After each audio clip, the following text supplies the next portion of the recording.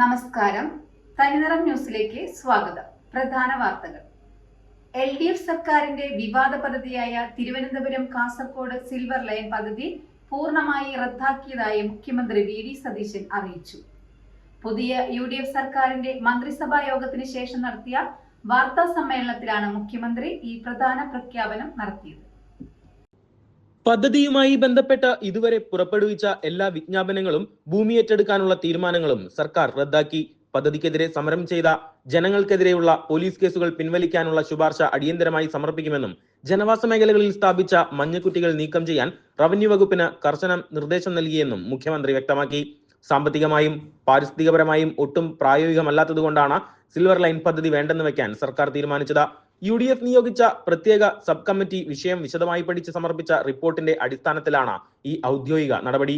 Silver line റദ്ദാക്കിയെങ്കിലും സംസ്ഥാനത്തിന്റെ യാത്രാക്ലേശം പരിഹരിക്കുന്നതിനായി റെയിൽവേയുമായി സഹകരിച്ച പ്രായോഗികമായ സ്പീഡ് കോറിഡോർ, അതിവേഗ റെയിൽ ഇടനാഴി എന്നിവ സർക്കാരിന്റെ പരിഗണനയിലുണ്ടെന്നും അദ്ദേഹം കൂട്ടിച്ചേർത്തു. സംസ്ഥാനത്തിന്റെ സമഗ്ര വികസനം ലക്ഷ്യമിട്ടിട്ടുള്ള വിഷൻ 2031 പദ്ധതി UDF സർക്കാർ നടപ്പിലാക്കും. ഇതിന്റെ ആദ്യപടിയായി 100 ദിവസത്തെ കർമ്മ പദ്ധതിയും പ്രഖ്യാപിക്കും. ഇതിൽ അടിയന്തരമായി ചെയ്യേണ്ട വികസന കാര്യങ്ങളുടെ കൃത്യമായ ലിസ്റ്റ് തയ്യാറാക്കാനും നിർദ്ദേശം നൽകിയിട്ടുണ്ട്.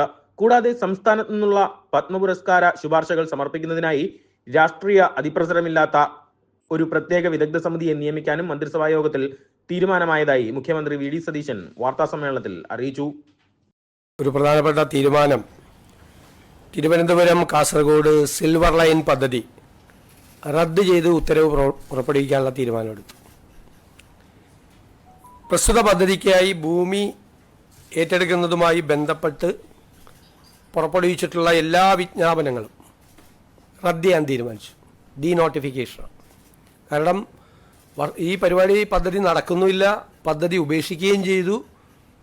നിരവധി വർഷങ്ങളായി ഈ ഭൂമി വിൽക്കാനോ വാങ്ങാനോ ഇതൊന്ന് പണയപ്പെടുത്താനോ മകളുടെ വിവാഹത്തിന് ഒരു ലോൺ എടുക്കാൻ പോലും പറ്റാതെ ഈ സാധാരണക്കാരായ ആളുകൾ മുഴുവൻ വിഷമിക്കുകയാണ്. അതുകൊണ്ടാണ് ഏതായാലും പദ്ധതി ഉപേക്ഷിച്ചതുകൊണ്ട് ആ പദ്ധതി കേന്ദ്ര ഗവൺമെൻറ്റും അംഗീകാരം തന്നില്ല. ഞങ്ങളതിനെ എതിർത്ത്, സിൽവർ ലൈൻ എതിർത്ത് ഞങ്ങൾ സമരം ചെയ്തതാണ്. അതിൻ്റെ അടിസ്ഥാനത്തിൽ ആ ഉത്തരവ് റദ്ദാക്കാനും ഈ ഭൂമി ഏറ്റെടുക്കൽ നോട്ടിഫിക്കേഷൻ ഡീനോട്ടിഫൈ ചെയ്യാനുമുള്ള സുപ്രധാനമായ തീരുമാനം എടുത്തിട്ടുണ്ട്.